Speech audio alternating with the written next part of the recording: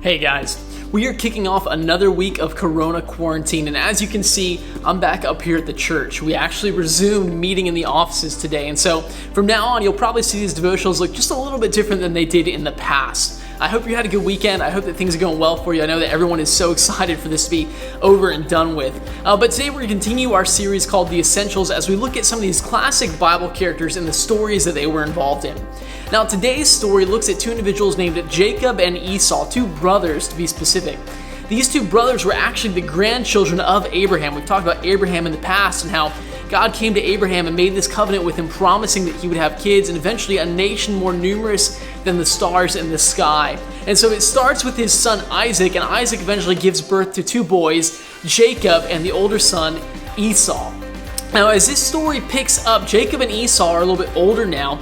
Esau's kind of a hunter. He goes out into the woods a lot. He brings home meat, food. He's kind of a tough, manly man. Jacob, it says, likes to stay at home with his family. He's really a mama's boy is the way it describes it. And so what happens is we open up this story in Genesis chapter 25, and what's happening is Esau has come back, presumably from hunting or something, and he's meeting his brother Jacob, who's been cooking all day.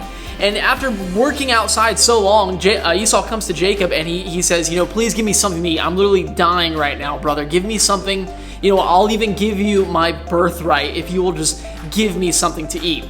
Now, to us, that doesn't make a whole lot of sense, this idea of giving up a birthright for some food. But back in the ancient East, what happened was when individuals were born to a set of parents, they were given an inheritance of whatever the parents had. So if their entire net worth was $1 million, they would receive whatever was left when the parents passed away.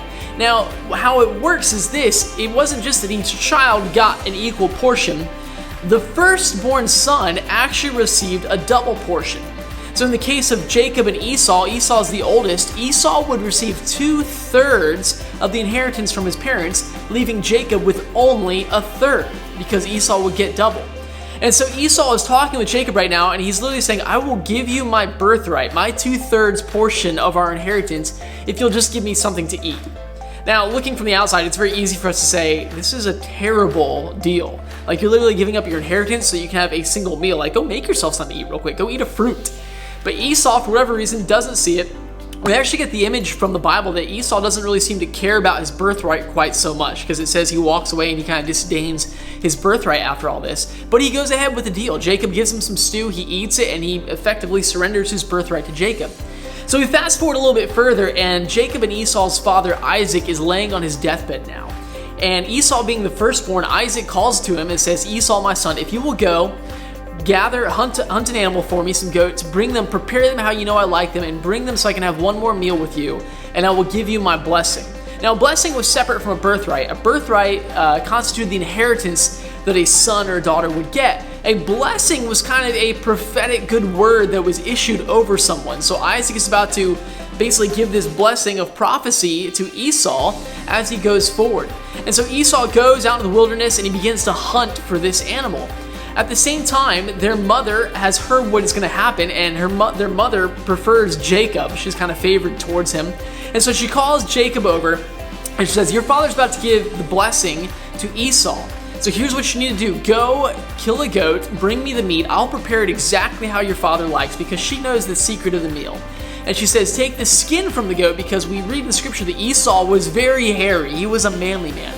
But she tells Jacob, take the fur from the goat, cover your hands and arms with it, cover your face with it, and just kind of rub it all over your body so you smell kind of rugged and wild like a goat. And so Jacob does exactly as his mother says. He goes, he gathers this goat, he kills it, he brings it before his mother Rebecca, and he takes the fur and he lines his arms with it. And so Rebecca goes and she prepares this meal for Isaac. And when she's done, she hands it to Jacob, says, go in, pretend to be your brother, and receive this blessing. And we see this is exactly what happens. Jacob comes before his father, and Isaac's kind of clever. He doesn't realize that it's Jacob right off the bat. It sounds like Jacob, but he asks him to come closer. And as he comes closer, he kind of smells him, and he's like, okay, you smell like Esau. And he says, lean in and give me a kiss, which was just kind of a cultural thing back then. And he leans in, and he can feel the fur of the goat rubbing up on him, so he thinks that he's hairy like Esau, and he smells rugged and wild because he's got this goat just rubbed all over him. And so he thinks he's actually Esau, and he gives him this blessing basically stating that he will rule over anyone who comes before him, rule over his brother, that he'll be prosperous in all he does. And so Jacob believes, and he's received the blessing, and he already has the birthright. And so enter Esau. Esau's come back. He's gathered this goat that he's supposed to have. He kills it. He prepares a meal. He goes before his father. And this is what it says. It says, he said to his father, let my father get up and eat some of his son's game so that you might bless me. And Isaac looks at him and goes, who is this coming before me now? And he's like, it's your son Esau. You promised to give me a blessing. And Isaac realizes what happens. He realizes that Jacob has come before him and has deceived him and received the blessing. Now, the way that their culture was back then, you couldn't just say, okay, scratch it. You know, that blessing I gave my son didn't count. I'm going to give it to you. That's not how this worked. And so Esau comes before his dad, and he's like, surely you have a blessing you can give me. And he's like, Esau, I gave the blessing to your brother already. He got here before you. He deceived me, and he's received that blessing. And as I bless him, so shall it be. He will rule over you.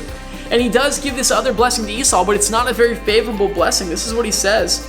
He says, your dwelling place will be away from the richness of the land, away from the dew of the sky above. You will live by your sword, and you will serve your brother.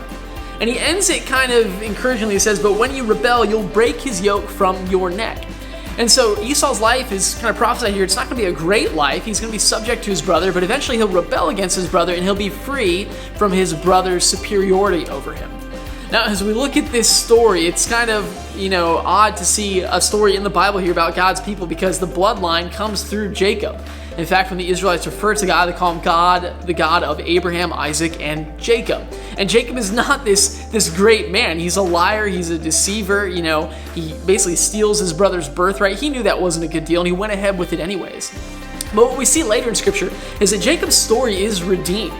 Jacob has this encounter with God that changes who he is. He actually walks away from it with a brand new name, the name Israel, which is where the Israelites get their name, as the people of Israel. And what's encouraging this, as I read through this, my encouragement to you is this: regardless of what your story may be up to this point, God is in the business of redeeming stories. He can take a liar and turn him into the father of a great nation that he claims as his own. He can take us, in spite of our blemishes, in spite of our faults, in spite of the times that we mess up, maybe the times that we lie, and he can turn us into something that can glorify him, that can spread his gospel, that can be a source of hope for others around us.